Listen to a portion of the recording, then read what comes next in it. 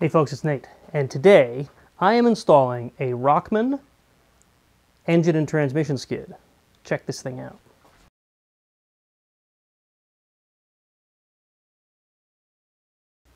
Just look at this thing. Beefy as hell.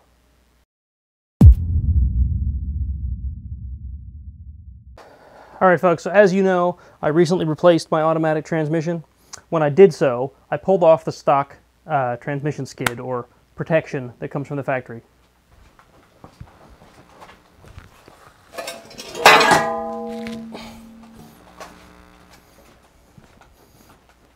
It's not in great shape. Look at that arm. Look at that arm. I had to cut things up to get the dang thing off. I had to cut off the bolts that held it on. Even the mount to the skid plate, the mount to the belly pan, is all banged up. This thing has seen a little bit of abuse.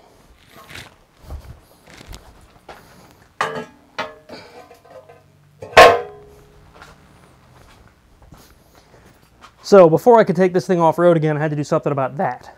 And the fact that I had to cut off the bolts, and now the threaded inserts in the frame are useless because the bolts are cut off. I'm going to have to knock them out, weld in new ones, or whatever. I decided the best way to go is to finally get myself an engine and transmission skid. Rokmen had the best price for what appears to be a pretty darn beefy plate. So what I'm going to do is clean up my garage a little bit because it's still a mess from the transmission install. And I'm going to get this thing painted today. That's probably it. That's probably all I'm going to get done today. And then maybe tomorrow I'll be installing this thing underneath the Jeep. And you get to come along for the ride. Remember folks, if you like what I do, if you like this channel, please hit that subscribe button, hit that little bell so you know when a brand new video comes out so you don't miss out. If you want to support me monetarily, you can do so through Patreon. I don't get any support from YouTube yet because I'm not at 1,000 subscribers. If you want to support me without having to spend a dime, just hit the subscribe button. The closer I get to 1,000 subscribers, the closer I get to actually getting a paycheck from YouTube. And then you don't have to spend a dime. All you got to do is put up with YouTube's advertisements. If you get YouTube Red, and this isn't a sales pitch for YouTube Red, you don't get any advertisements and I still get paid. Win-win. All right. First thing we're going to do is unbox the hardware. This thing's obviously already unboxed. This is how it came, by the way. They put 2x4s top and bottom, I guess, so the corners don't get dinged up. They're just held in with some drywall screws. Those will come out. We'll see what's in that hardware box.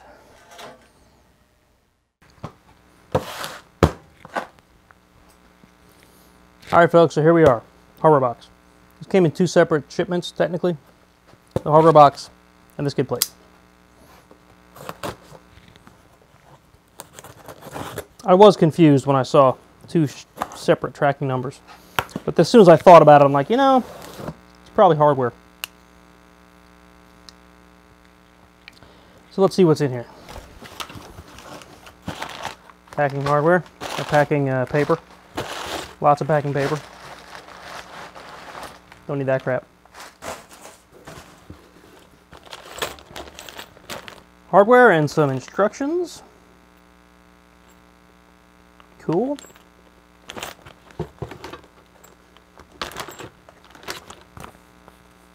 Color instructions, guys. Get a load of that. Color. Very brief. So supposedly there are instructions in here to mount this to the stock belly pan. Let's see.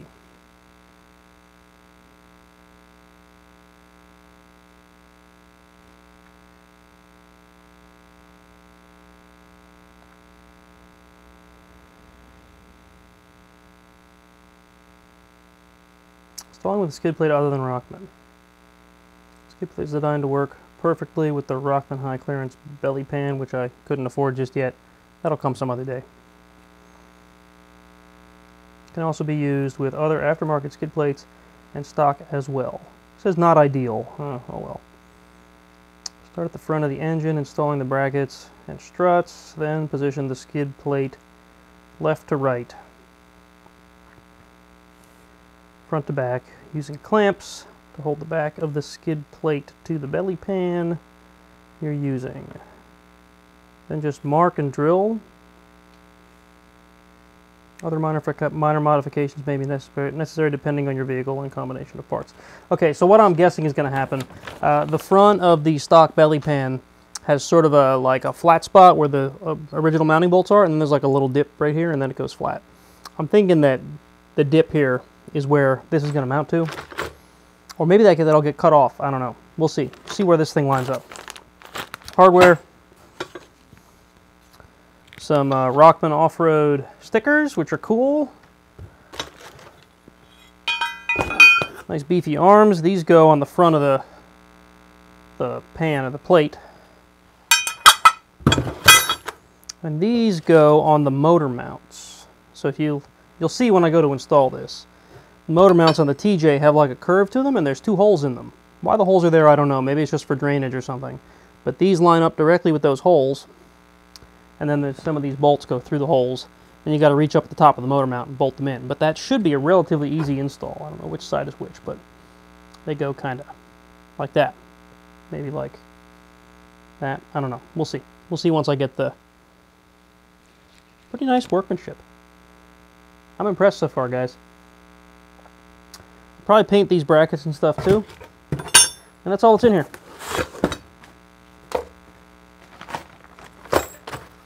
Looks pretty straightforward. All right. Like I said, I'm going to get this shop cleaned up, then I'm going to paint this thing, and that'll be it for today. So.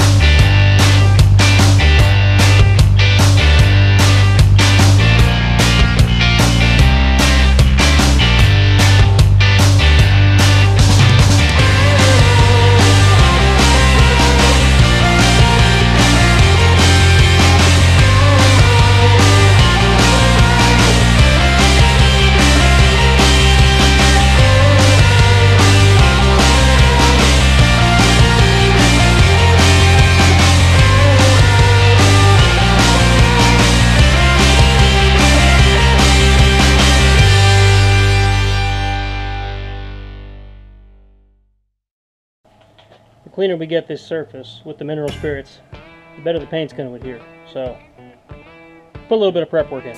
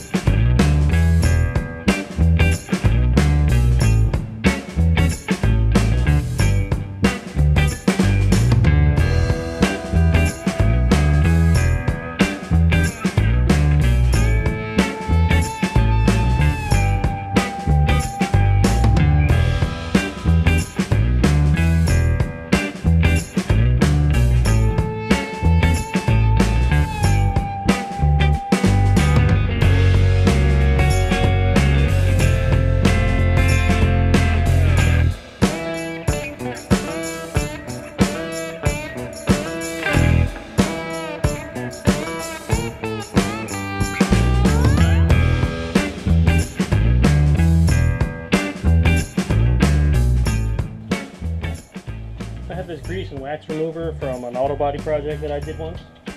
I figure it can't hurt. You use a paper towel to put this on. You could use a really clean rag, but I figure these are disposable. I know they're clean. So.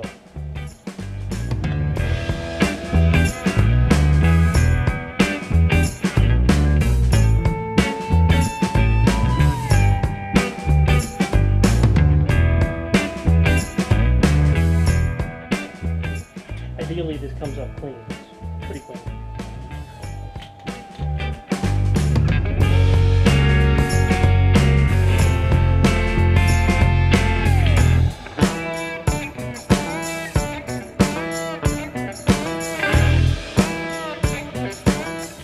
Notice that came back completely white. Good enough job. Now, the next step is to paint. This is Rust-Oleum. You can put it directly on metal. I've had pretty good luck with it going directly to metal, and I've had good luck with it with Rust-Oleum primer. I guess it's up to you whether you want to use primer or not. I am just going to use this stuff. It's this Rust-Oleum hammered. It hardens really well, and it's relatively ding and scratch resistant. I have it on my grill, and it's been on there for about a year, and as much of use as the grill of a Jeep takes, there's no dings or dents, or no dings or nicks in the paint since I did it. So, there's not a lot left in this can. I'm going to use it up, and then I'm going to go run to the hardware store and get some more. So, I'll probably get 2 more cans to be sure, because I want to get this really well coated. What I'm probably going to do after this dries is, I've been taking like a purple dusting, because the purple accents on the Jeep. I know, whatever, purple. But it looks really nice on my rockers, and I did the belly pan the same way when I repainted it. So I think I'm going to do it on this too, even though no one's really going to see it.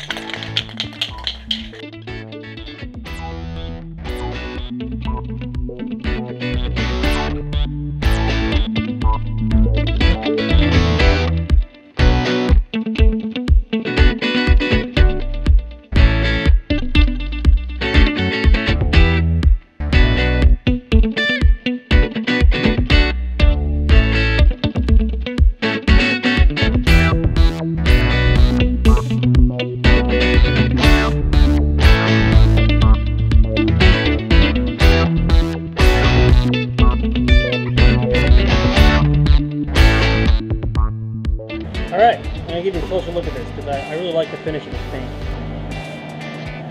You can see there's this nice rough finish to it. It's not really rough. Once it dries, there's just this nice texture to it.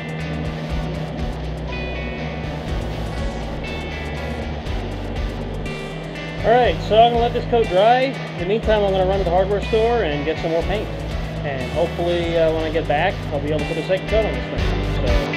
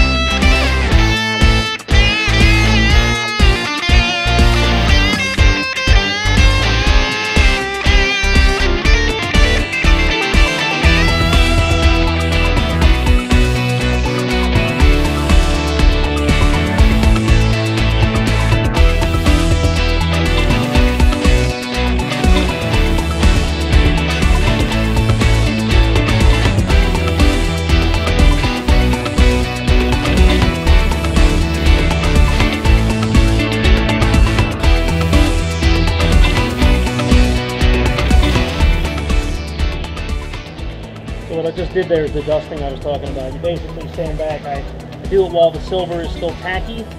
Spray it just so it kind of dusts and gets stuck in with the silver. It doesn't have to be a great coat. It's just there for decoration. The silver hammerite or hammered is what really coats the thing. So that's it. It's done. I'm going to let this sit like overnight so it's good and cured before I start handling it tomorrow. I already tried to move it too early and got silver on my finger. So I'm going to have to check on the other side to make sure I didn't booger up the paint. Might have to touch it up. But yeah, there it is. Okay, so I assume you can see that. You see where these bolts are sticking through the motor mount. The instructions say, shorter one goes here, longer one. There's 3 of these longer ones and 1 short one. They're 7/16, I think, is what the instructions said. Anyway, the shorter one goes here for whatever reason. I don't know if that's a clearance thing or what, but that's where it is. Longer one goes here, gets a washer on the upper side. Now, the hard part is going to be, I mean, these were hard to get in here to begin with. You can get your hand up in here, if you can see that well in the video, and get these in here. But now I have no idea how I'm going to get these tightened. What they suggest is one of these flex-headed ratcheting wrenches. I don't have one of those, and I don't know anyone that owns one. I don't really want to have to go buy one just for this, but if I have to, I have to, I guess. So anyway, I'm going to see what I can do to get that mounted and hope for the best. Alright, so there, it's mounted. This is the direction they said to mount this bracket. Let me see if I can get a view from down there. See, it's very loose at the moment because I haven't tightened these up yet. It says to snug them and then align everything, so I haven't even snugged it yet. I'm going to get the other side mounted and then I'll figure out how the hell I'm going to snug these things up. Should be interesting. Okay, so I was able to get these things snugged up. I found this guy in my toolbox. It's an older 9/16 wrench. Craftsman makes them similar to this, with this little bit of an angle to the box end. So I was able to get this up from the bottom of the motor mount and onto the head of the bolt that I just put in there. And then I was able to hold it in place, and I put a 1/2-inch ratchet with a 9/16 on the other side and tightened it down. So I'm going to try the other side now. That was on the passenger side, which was harder to get to. Driver's side was a lot easier to get to, and I'm going to show you that quick. Maybe I'll show you how this worked out too. So there you are, that's the passenger side. If you can see what I'm doing here. And maybe from up here. If you fish this up behind the motor mount, you can get it on there. You can see how I'm turning it. It's not great, but it's good enough to get these snugged. We'll see how it goes when I try to really ratchet down on them. The driver's side has a lot more room, as you can see. You can practically get your whole hand up there. So I'm expecting this side to be a bit easier. Okay, so now it's time to put these struts on here. These are what actually hold the skid plate up in the front. That's what these brackets are meant for. There's a carriage bolt. You can see it better over here because I didn't mount this arm yet. Carriage bolt fits into the square hole in the bracket there. You can see that. And then a nylock nut goes on the other side. I'm going to reread the directions. I have a bunch of washers, but I don't think these get washers because they're nylock. I'm going to reread before I tighten them down, though, to make sure. They don't show washers in the pictures from what I can tell. But I think with the nylock, they should be fine without washers. And obviously the carriage bolt side doesn't get one. The struts have these like modified ends. See how that one's curved?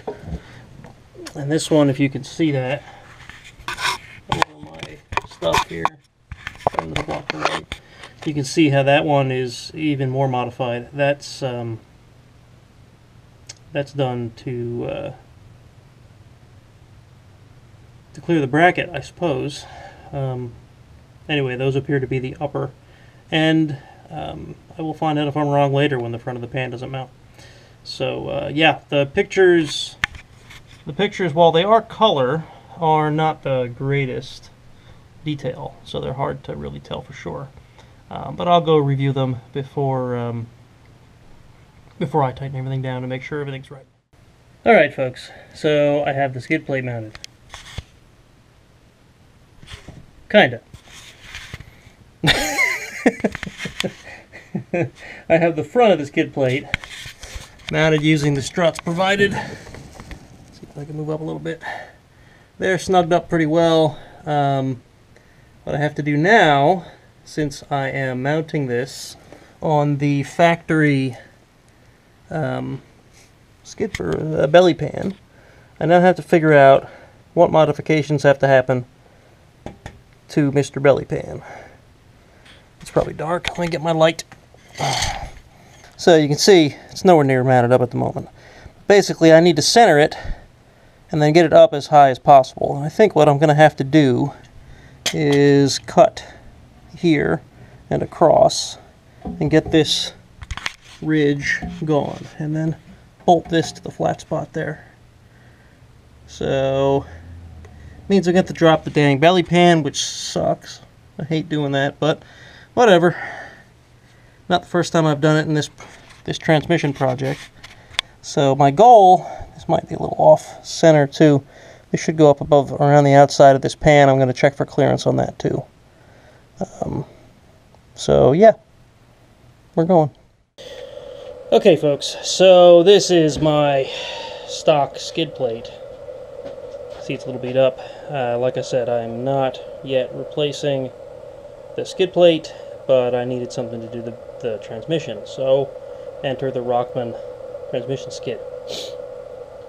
I lined it all up while I was underneath, as I showed you, and I started to do a little bit of jiggering around down there, trying to figure out how to modify this pan to accept that skid plate, and this looks insanely easy, guys. So I mentioned in the intro video, or maybe the unbox video, that I was hoping it would just be a matter of cutting off this lip, and it looks like that's exactly it. I mean, check it out. This here is the opening for the stock transmission skid. I'm kind of off center here. There we go. Right? So I think what I'm basically going to do is extend this back to the bottom of this divot, cut across, and then cut back up.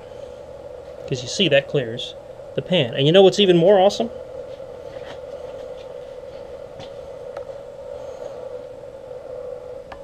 The factory holes are almost perfect. I think they line up just right. I don't know if they planned that or if this is just my dumb luck, but they are in the exact same spot. Once I cut this, I bet those bolt right up. There's a threaded insert in this one that I'm going to have to knock out. This one, the rocks had done a good enough job of destroying for me a long time ago. So, yeah. I'm going to knock this one out of here. I'm going to do that cut. And then I think this will bolt right on.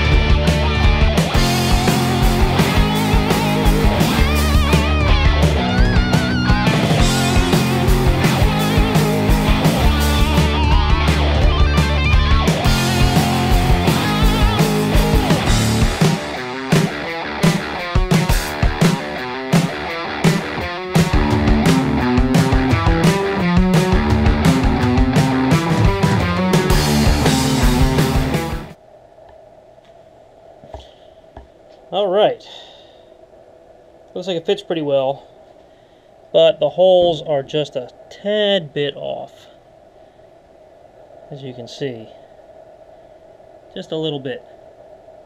I think I'm just going to have to elongate those holes a bit, the file or something, make them a little wider that way, and call it done. Here's a quick walk around what I did. I drilled these holes because that's a trick I learned years ago to make corners relatively smooth. I drilled a hole here and there where the two cuts would meet. And I cut in, cut over, cut in. I went over the edges with a flapper wheel to just sort of smooth them off a bit. They don't have to be perfect. Once they were smoothed a bit, then I flipped it over and smoothed the other side. Then you saw me knock off the nut that's on the other side. What was it, this one? Yeah, no, this one here, that I had to basically cut and then knock off, and then ground the welds that held it on down. Now we're pretty close. I just need to make these holes longer this way and that way. So the wrong way to make those holes wider is to just take a drill bit and cut that way with it. I might do that just because it's easy. The right thing to do is to use a file, I guess, or drill a second hole right next to it and join the two, which might be the right way to do it. Let me see what size drill bits I've got. Let me see if I've got the right size for those things. I'm up for the bolts that I need. I may end up having to drill them larger anyway, and if I have to do that, well, I don't know. We'll see. I'll figure something out. I just gotta make them a little wider, and then it'll match right up. Alright, so this is what I ended up with. Elongated holes. Basically, I drilled a new hole here. This is the original. Drilled a new hole, and then I attached them using my Dremel tool, of all things. This one got a bit out of hand, but once everything's in there, I think it'll be fine. So, yeah, there we go. Turns out the Dremel tool has usefulness on the Jeep as well.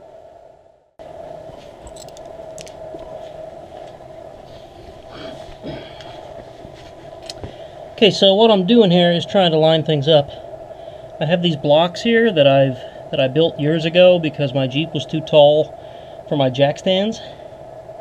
Yeah, I know that's sketchy, right? Whatever, they're still laying around. So, I took them, stacked them up, and laid the new skid plate on top of them.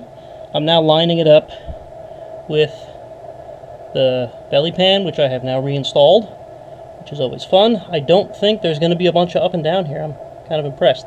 It looks like this is going to pop right into place. I'll adjust the rear so that it covers the transmission well, and then I'll figure out adjustment on the front. And with the rear already held up, it shouldn't be nearly as difficult to align as it was when I put it up the first time. The first time, I was laying under the Jeep with the skid plate on my stomach, and I lifted it up to catch the front struts that way. You can see them hanging there. It worked, but it wasn't fun. So now I'm going to be able to lay under there with these blocks to hold it up instead of my belly, so that'll be nice. I'll give you a nice shot once it's up there. So far, so good. There you have it. Install of the Rokmen transmission and engine skid on a 2005 Jeep LJ with the stock crossmember / belly pan / shovel. All in all, I like the look of the thing. It looks nice and sturdy. I like the way it bolts up. I like the fitment. The only thing I don't like, and I showed you a little bit in some of the video there, was that the exhaust is touching the skid plate on the driver's side. I don't know that it's necessarily going to be a huge problem. It's going to probably ding up the paint that I put on there, but that's not that big of a deal. I just don't like that it's touching the exhaust. The exhaust gets pretty darn hot. It's probably going to bubble and melt that paint. Seems like a bad thing. Could be that my exhaust is bent. In fact, that's probably likely. Could be that Rokmen expects a little bit of a motor mount lift. It could be that my motor mounts are worn out and my engine's sitting lower than it's supposed to. I don't know. I know that on the belly pan there are 2 sets of holes on the front, not the belly pan, sorry, on the skid plate there are 2 sets of holes on the front that you can raise it a little bit in case you do have a motor mount lift, which I do not. So I didn't use them. I used the upper holes. It did look for a moment like I was going to be able to use the lower holes, but as soon as I tried to mount the other arm, I realized why they had put 2 sets of holes there. So follow the directions, folks. They know what they're talking about. In all, I like how well it fit to the stock belly pan. I don't like how much metal I had to take out because I think it's going to weaken the thing. They do say in the directions that it's really not designed to work this way. It just does work this way, and they say it's not as optimal. So I'll probably start saving my pennies to get a new belly pan, probably from Rokmen. We'll see.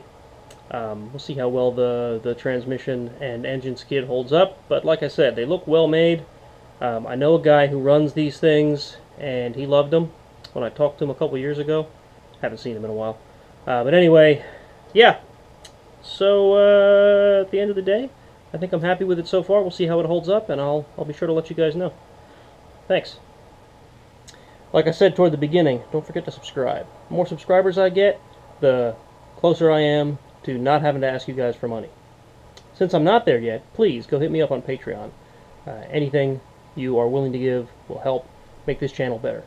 And yeah. Oh, Teespring. Check out my Teespring shop.